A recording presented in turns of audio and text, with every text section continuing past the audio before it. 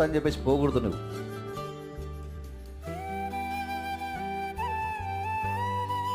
నీకు స్వస్థత జరగకుండా దేవునిలోనే ఉండు. నువ్వు చనిపోయినా నువ్వు ఇంకొక శరీరంలోకి వెళ్ళిపోతావు, నిత్యమైన నివాసంలోకి వెళ్ళిపోతావు. ప్రాబ్లం ఏం లేదు ఇక్కడ. అనారోగ్యం వచ్చినా నిలబడు దేవునితోటి, సమస్యలు వచ్చినా నిలబడు. ఈ అనారోగ్యాలు, ఈ సమస్యలు ఇవన్నీ కూడా మనం ఏదో నశించి నరకం పోవడానికి వరకు దేవుడు మనల్ని విలువలే. మనం క్రీస్తులోకి వచ్చినామంటే, వర్తమానంలోకి వచ్చినామంటే నీ ఎడల దేవునికి ఒక ఉద్దేశం ఉంది. నీకేం నష్టం జరగదు, అన్నీ నీ మేలు కొరకే జరుగుతాయి. ఏదైనా నష్టం జరిగినట్టు కనబడ్డా అది నీ మేలు కొరకే జరుగుతుంది.